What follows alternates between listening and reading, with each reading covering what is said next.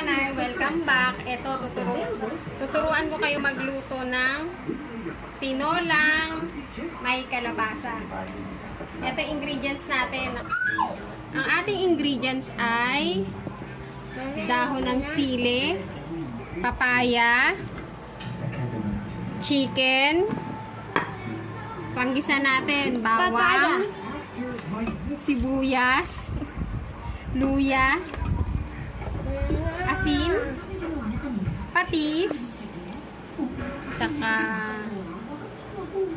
paminta, tsaka konting magic sarap, at tsaka ang special natin ay kalabasa. Maglulutuin natin yan. At ang aking kasama ay ang aking magic sandok na nakikita nyo lagi sa vlog ko. Maglalagay tayo ng mantika. Konti lang. Tapos, bawang.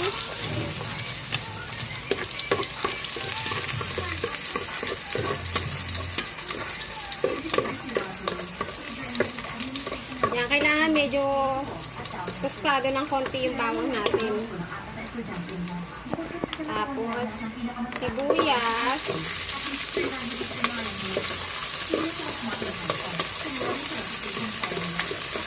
Tapos, sundan natin yung luya. Mas masarap kasi maraming luya.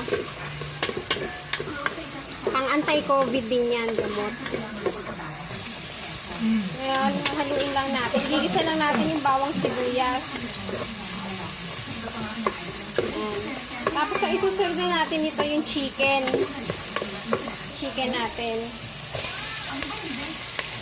Yung chicken, kailangan hugas na hugas para hindi malansa.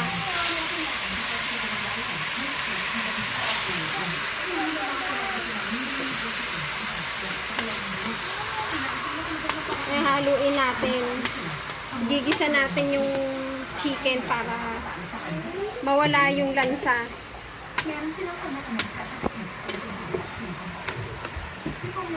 Tapos, lalagyan na natin ng patis. Natin ang patis. Ayan. Tapos, yung konting seasoning.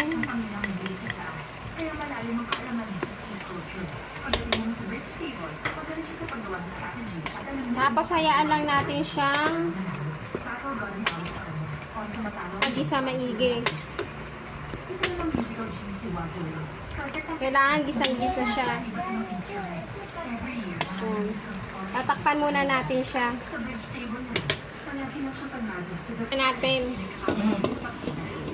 Hayaan mo munang magisa. Yan, titignan muna natin. Kulong-kulo na siya, oh. Para yung sibuyas, bawang, luya, nagisa ng maigi.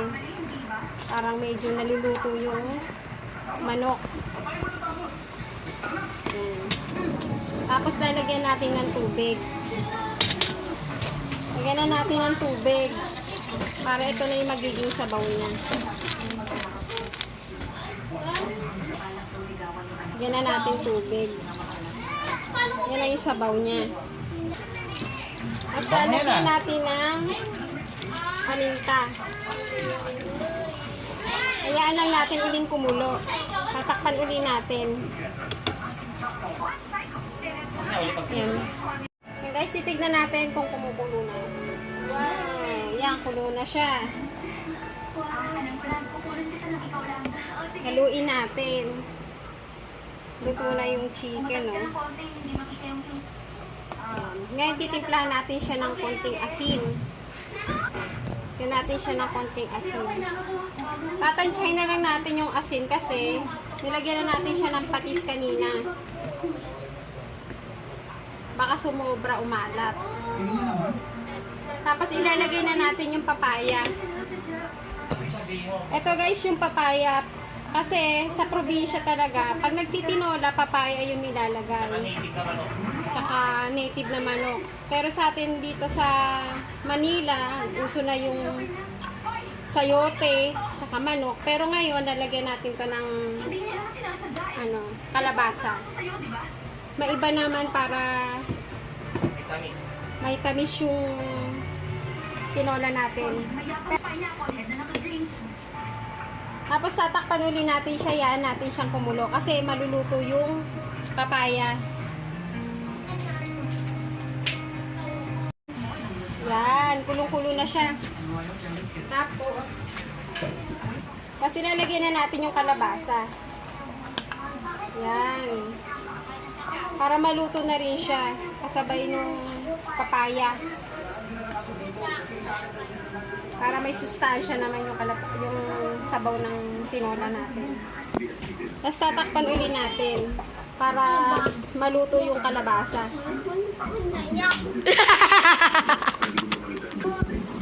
Ay, mami.